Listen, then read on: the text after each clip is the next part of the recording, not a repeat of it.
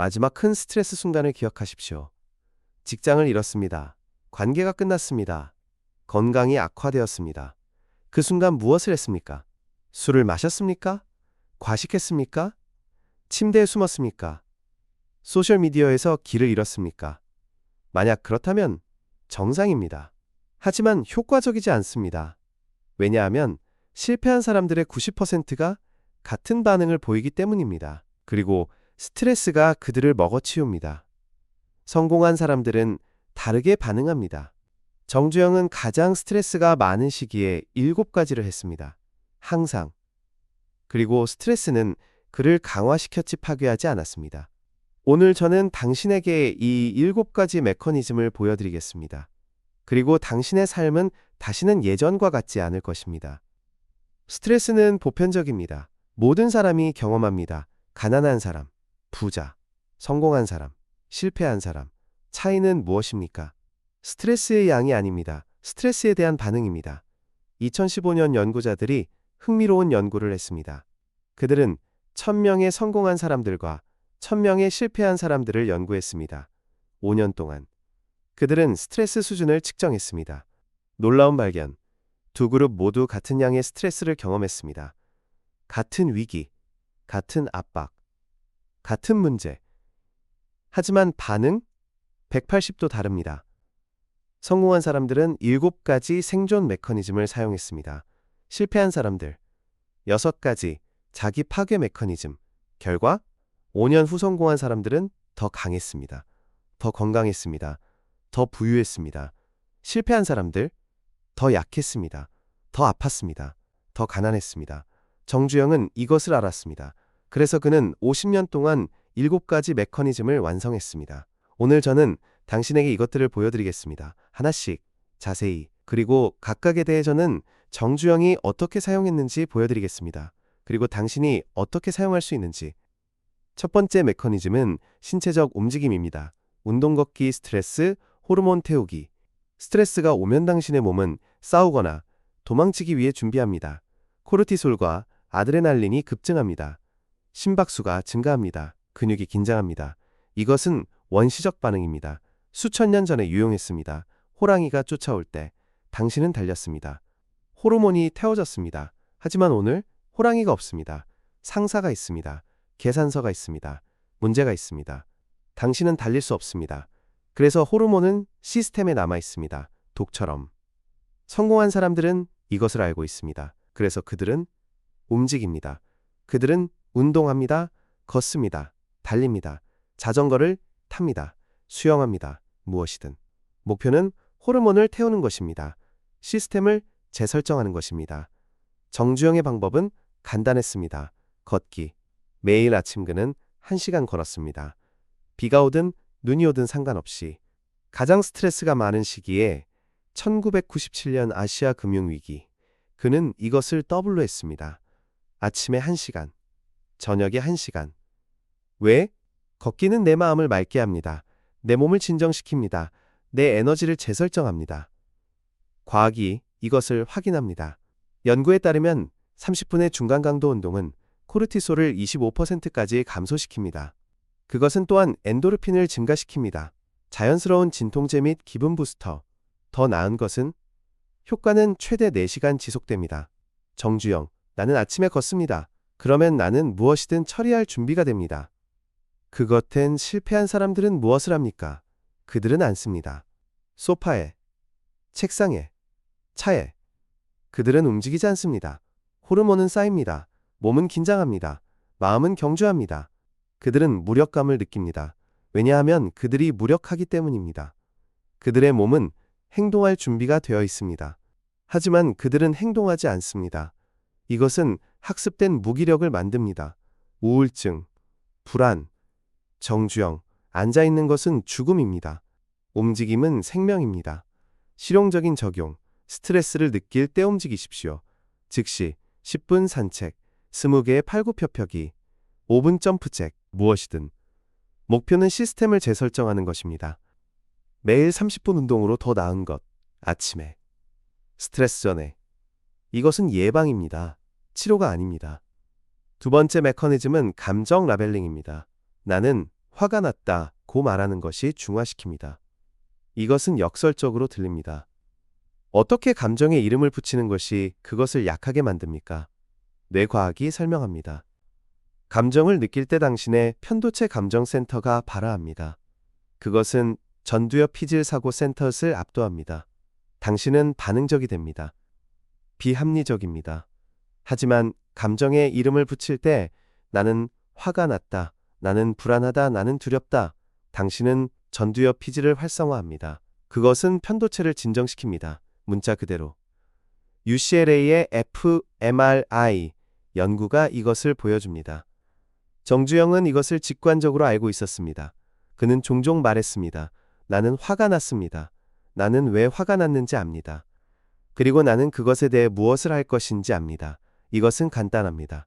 하지만 강력합니다. 그것은 세 가지를 합니다. 1. 감정을 인정합니다. 억압하지 않습니다. 2. 관점을 만듭니다. 나는 화가 났다. 나는 화입니다. 가 아닙니다. 3. 통제를 회복합니다. 이름을 붙일 수 있다면 관리할 수 있습니다. 실패한 사람들은 무엇을 합니까? 그들은 감정을 억압합니다. 나는 괜찮다. 나는 괜찮다. 하지만 그들은 괜찮지 않습니다. 감정은 쌓입니다. 압력소처럼. 결국 그들은 폭발합니다. 또는 그들은 다른 방향으로 갑니다. 그들은 과잉식별합니다. 나는 화입니다. 나는 불안입니다. 나는 우울합니다. 그들은 감정이 됩니다. 그것은 그들을 정의합니다. 그들을 통제합니다. 정주영의 방법. 매일 저녁 그는 10분 동안 일기를 썼습니다. 그는 자신의 감정에 이름을 붙였습니다. 오늘 나는 좌절했습니다. 왜냐하면 계약이 실패했기 때문입니다. 나는 또한 안도했습니다. 왜냐하면 그것이 나쁜 거래였기 때문입니다. 그리고 나는 흥분했습니다. 왜냐하면 이제 우리는 더 나은 기회를 가지고 있기 때문입니다. 이것은 복잡한 감정을 풀었습니다. 명확성을 만들었습니다. 앞으로 나아갈 길을 열었습니다. 연구에 따르면 감정 라벨링은 감정 강도를 50%까지 감소시킵니다. 그것은 또한 의사결정을 개선합니다. 왜냐하면 당신은 맹목적으로 반응하는 것이 아니라 의식적으로 선택하기 때문입니다. 정주영, 감정에 이름을 붙일 수 없다면 당신은 그것의 노예입니다. 이름을 붙일 수 있다면 당신은 그것의 주인입니다. 실용적인 적용. 스트레스를 느낄 때 멈추십시오. 자신에게 물으십시오. 나는 지금 무엇을 느끼고 있습니까? 이름을 붙이십시오. 큰 소리로. 나는 좌절했습니다. 나는 압도되었습니다. 나는 두렵습니다. 그런 다음 물으십시오. 왜? 내가 통제할 수 있는 것은 무엇입니까? 이것은 1에서 2분이 걸립니다. 하지만 그것은 당신의 전체 감정 상태를 변화시킵니다. 세 번째 메커니즘은 줌 아웃입니다. 10년 후 이것이 중요할까요? 스트레스에 빠질 때 당신의 관점은 좁아집니다. 당신은 문제만 봅니다. 큽니다. 압도적입니다. 당신의 전체 세계입니다. 하지만 그것은 환상입니다. 문제는 커 보입니다. 왜냐하면 그것이 가까이 있기 때문입니다. 줌아웃하면 그것은 작아집니다. 관리 가능해집니다. 정주영의 유명한 질문. 10년 후 이것이 중요할까요? 이것은 간단합니다. 하지만 강력합니다. 그것은 당신을 강제로 관점을 얻게 합니다. 대부분의 스트레스 요인은 10년 후 중요하지 않습니다. 지연된 프로젝트? 중요하지 않습니다. 실패한 계약? 중요하지 않습니다. 나쁜 검토? 중요하지 않습니다. 하지만 일부는 중요합니다. 건강, 관계, 명성. 이것들은 10년 후 중요합니다. 이 구분은 중요합니다. 그것은 당신이 우선순위를 정하도록 허용합니다. 집중하도록, 나머지를 놓아주도록. 맛에 실패한 사람들은 모든 것을 같게 취급합니다. 작은 문제는 큰 문제, 지연된 이메일은 재정 위기. 그들은 구별하지 않습니다. 그래서 그들은 모든 것에 동등한 에너지를 줍니다. 그들은 중요하지 않은 것에 타버립니다. 정주영은 1997년 위기 동안 이것을 연습했습니다. 현대는 파산에 가까웠습니다. 300억 달러 부채. 수십만 명의 일자리가 위험에 처했습니다. 거대했습니다. 하지만 정주영은 물었습니다. 10년 후 무엇이 중요할까요? 답변. 회사가 생존하는 것. 평판이 온전한 것. 직원들이 고용되는 것. 나머지 주가미디어 단기 손실 중요하지 않았습니다. 이 명확성은 의사결정을 안내했습니다. 그들은 생존에 집중했습니다. 나머지를 무시했습니다. 그리고 그들은 생존했습니다. 연구는 관점 취하기를 보여줍니다. 상황을 멀리서 보기 스트레스를 40%까지 감소시킵니다. 그것은 또한 의사결정을 개선합니다. 왜냐하면 당신은 보다 명확하게 보기 때문입니다. 정주영, 가까이에서 모든 것이 큽니다. 멀리서 대부분은 작습니다. 멀리서 사십시오. 실용적인 적용. 스트레스를 느낄 때 자신에게 물으십시오. 10년 후 이것이 중요할까요? 정직하게 대답하십시오. 아니라면 놓아주십시오. 그것에 에너지를 낭비하지 마십시오. 그렇다면 우선순위를 정하십시오. 집중하십시오. 모든 것을 줍니다. 또한 10분 줌 아웃을 연습하십시오. 상황을 상상하십시오. 1년 후, 5년 후, 10년 후. 이것이 당신에게 어떻게 보일까요? 이 관점은 즉각적인 완화를 제공합니다. 네 번째 메커니즘은 통제원입니다. 통제할 수 없다면 놓아주십시오. 스트레스는 종종 무력함에서 옵니다. 우리는 무언가에 대해 걱정합니다. 하지만 우리는 그것을 변경할 수 없습니다. 날씨, 다른 사람의 의견, 경제, 과거. 우리는 걱정합니다. 스트레스를 받습니다. 하지만 그것은 쓸모없습니다. 왜냐하면 우리는 그것을 통제할 수 없기 때문입니다. 정주영의 철학, 원 그리기. 안에 당신이 통제할 수 있는 것을 넣으십시오. 밖에 당신이 통제할 수 없는 것을 넣으십시오. 안에 집중하십시오. 밖을 무시하십시오. 이것은 스토아 철학에서 왔습니다. 에픽테토스. 우리를 괴롭히는 것은 사건이 아니라 그것들에 대한 우리의 의견입니다. 당신은 사건을 통제할 수 없습니다. 하지만 당신은 당신의 반응을 통제할 수 있습니다. 이것은 통제의 원입니다. 정주영의 원 내부, 그의 노력, 그의 태도, 그의 의사결정, 그의 팀, 그의 전략, 그의 건강. 정주영의 원 밖, 경제, 경쟁자, 정부 정책, 미디어, 다른 사람의 의견, 날씨. 그는 원 안에 100% 에너지를 주었습니다. 원 밖에 0%. 이것은 그에게 통제감을 주었습니다. 스트레스가 많은 시기에도. 실패한 사람들은 반대로 합니다. 그들은 원 밖에 90% 에너지를 줍니다. 그들은 걱정합니다. 불평합니다. 비난합니다. 하지만 그들은 변경하지 않습니다.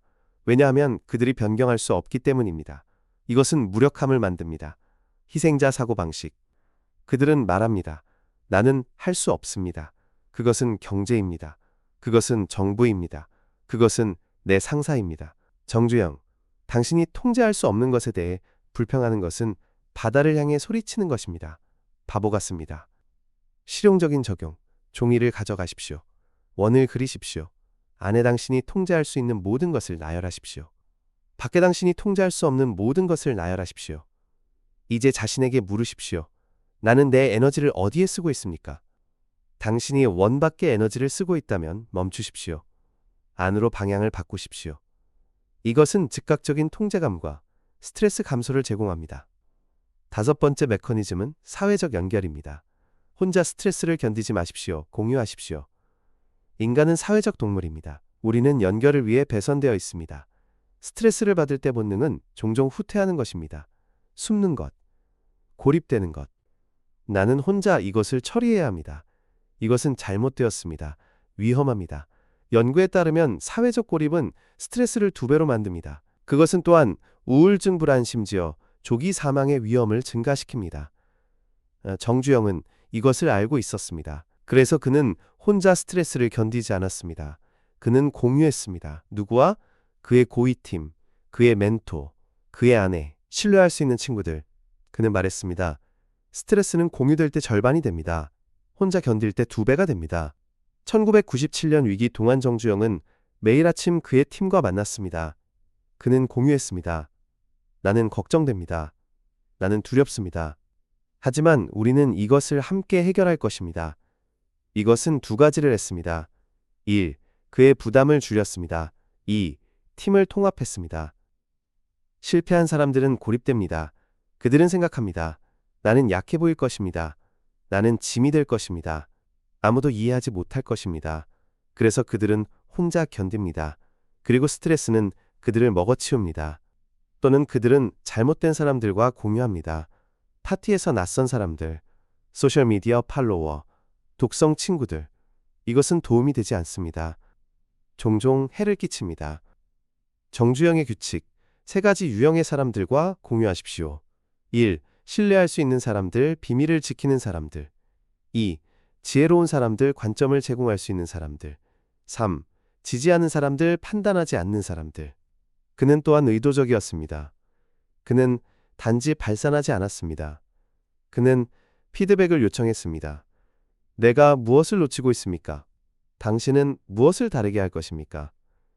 연구는 사회적 지원이 스트레스를 30에서 40%까지 감소시킨다는 것을 보여줍니다. 그것은 또한 회복력을 증가시킵니다. 왜냐하면 당신은 혼자가 아니기 때문입니다. 당신은 팀을 가지고 있습니다. 정주영, 나는 혼자라면 아무것도 아닙니다. 팀과 함께 나는 모든 것입니다. 실용적인 적용. 스트레스를 느낄 때 고립되지 마십시오. 도달하십시오.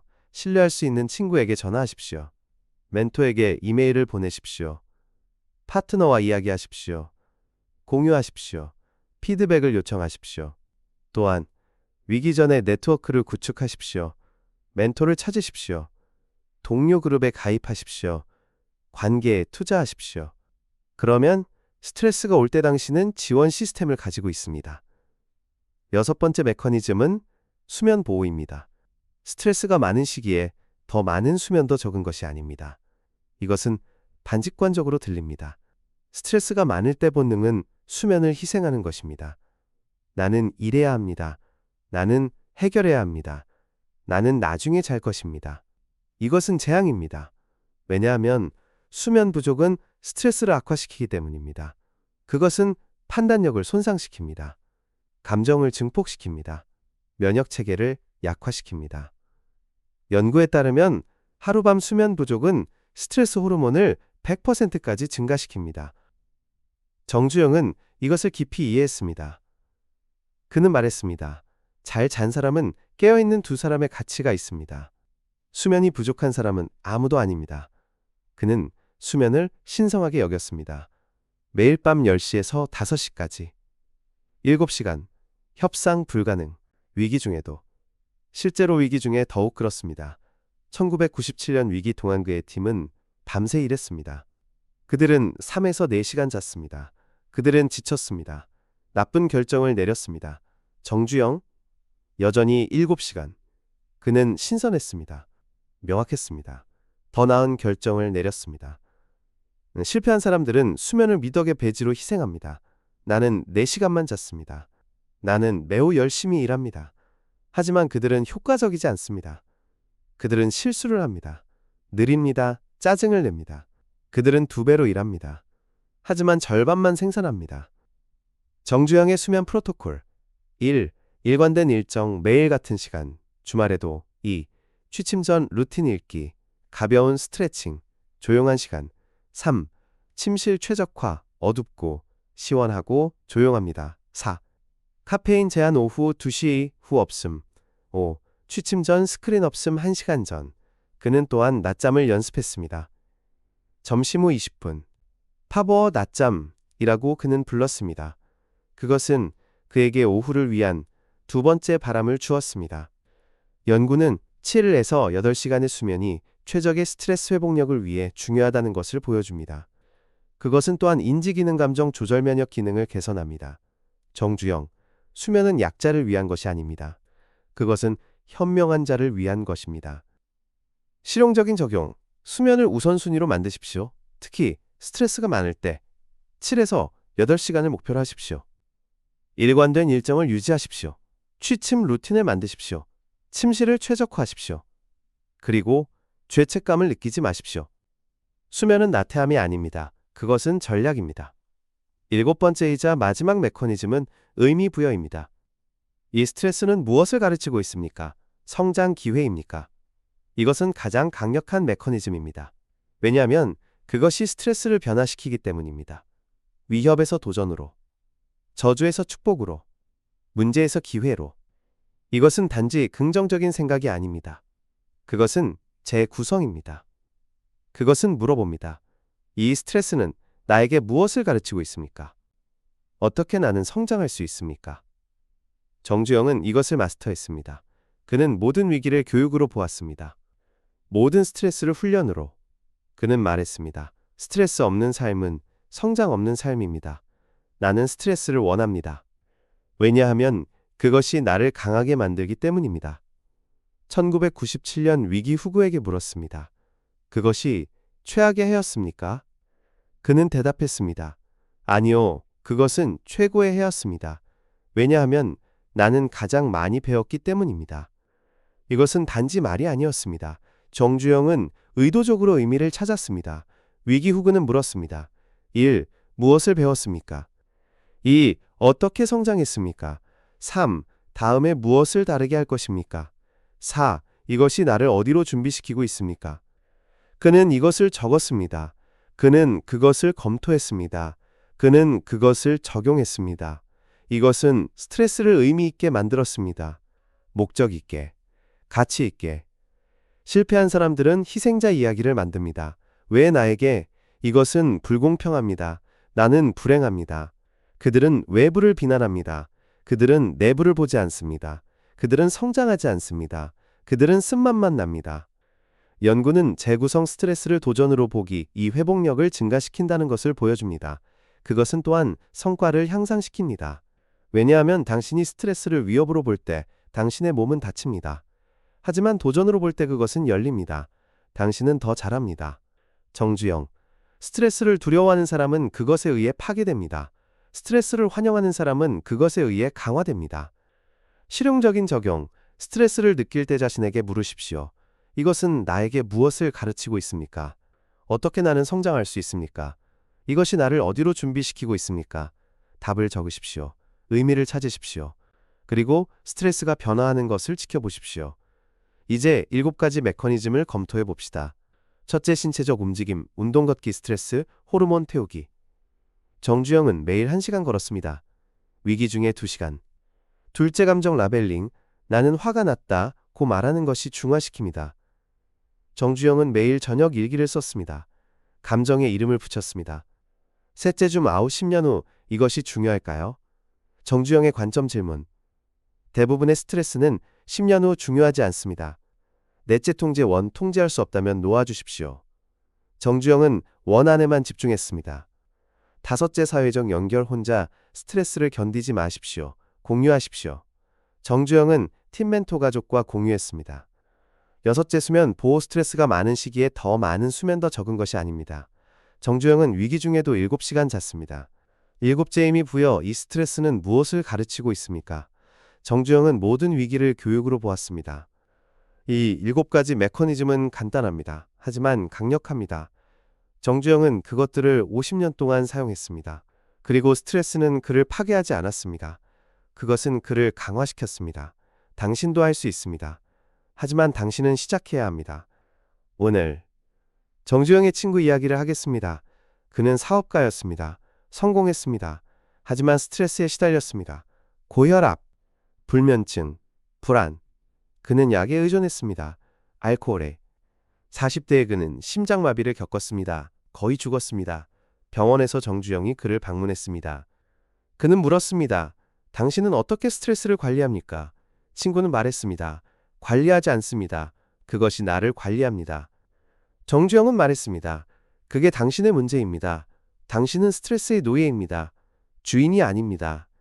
그는 친구에게 7가지 메커니즘을 가르쳤습니다. 그는 말했습니다. 하나를 선택하십시오. 신체적 움직임으로 시작하십시오. 매일 30분 걷기, 30일 동안. 그런 다음 돌아오십시오. 친구는 회의적이었습니다. 걷기가 내 스트레스를 고칠 것이라고 생각합니까? 정주영은 말했습니다. 시도하십시오. 그리고 보십시오. 친구는 시도했습니다. 첫 주 어려웠습니다. 그는 시간이 없었습니다. 그는 피곤했습니다. 하지만 그는 계속했습니다. 두 번째 주 그는 차이를 느끼기 시작했습니다. 덜 긴장되었습니다. 더 명확했습니다. 세 번째 주 그는 더 잘 자고 있었습니다. 네 번째 주 그는 그것을 좋아했습니다. 30일 후 그는 정주영에게 돌아왔습니다. 그는 말했습니다. 당신이 옳았습니다. 걷기가 도움이 됩니다. 다음은 무엇입니까? 정주영은 말했습니다. 감정 라벨링을 추가하십시오. 매일 저녁 10분 일기. 당신의 감정에 이름을 붙이십시오. 30일 더. 친구는 계속했습니다. 6개월 후 그는 4가지 메커니즘을 가지고 있었습니다. 신체적 움직임 감정 라벨링 중 아웃사회적 연결. 그의 스트레스는 50% 감소했습니다. 그의 혈압은 정상이었습니다. 그는 더 이상 약이 필요하지 않았습니다. 알코올이 필요하지 않았습니다. 그는 더 나은 남편이었습니다. 더 나은 아버지, 더 나은 리더. 1년 후 그는 7개 모두를 가지고 있었습니다. 그는 정주영에게 말했습니다. 당신이 내 삶을 구했습니다. 이 메커니즘들은 모든 것을 변화시켰습니다. 정주영은 말했습니다.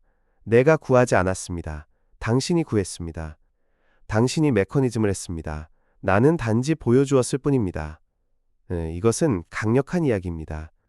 왜냐하면 그것은 보여주기 때문입니다. 메커니즘은 작동합니다. 누구에게나. 당신은 특별할 필요가 없습니다. 당신은 천재가 될 필요가 없습니다. 당신은 단지 일관되어야 합니다. 하나씩, 매일. 그리고 시간이 지남에 따라 당신은 변화합니다. 스트레스는 더 이상 당신의 적이 아닙니다. 그것은 당신의 선생님입니다. 핵심 메시지는 이것입니다. 스트레스는 피할 수 없습니다. 하지만 관리는 선택입니다. 7가지 메커니즘은 당신에게 도구를 제공합니다. 정주영은 그것들을 사용했습니다. 50년 동안. 그리고 스트레스는 그를 파괴하지 않았습니다. 그것은 그를 강화시켰습니다. 당신도 할 수 있습니다. 당신은 선택할 수 있습니다.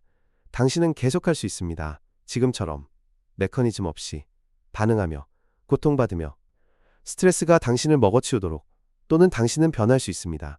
7가지 메커니즘을 시작할 수 있습니다. 하나씩.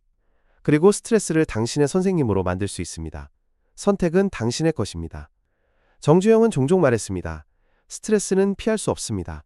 하지만 그것이 당신을 파괴할지 강화시킬지는 당신에게 달려 있습니다.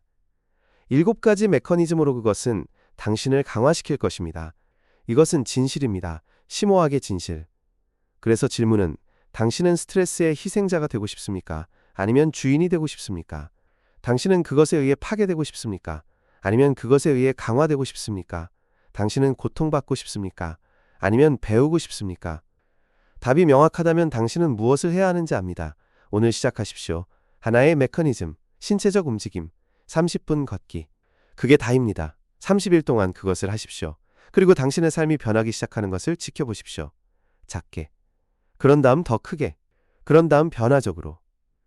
정주영의 유산은 7가지 메커니즘입니다. 그는 그것들을 사용했습니다. 그리고 그는 86세까지 강했습니다. 활동적이었습니다. 영향력 있었습니다. 당신도 이 메커니즘들을 사용할 수 있습니다. 그리고 당신이 하면 스트레스는 더 이상 당신의 적이 아닐 것입니다. 그것은 당신의 선생님이 될 것입니다. 선택은 당신의 것입니다. 하지만 시간은 가고 있습니다. 스트레스는 기다리지 않습니다. 그것은 옵니다. 오늘, 내일, 매일. 메커니즘 없이 그것은 당신을 파괴할 것입니다. 메커니즘으로 그것은 당신을 강화시킬 것입니다. 오늘 시작하십시오. 7가지 메커니즘으로. 그리고 스트레스를 당신의 선생님으로 만드십시오. 오늘부터.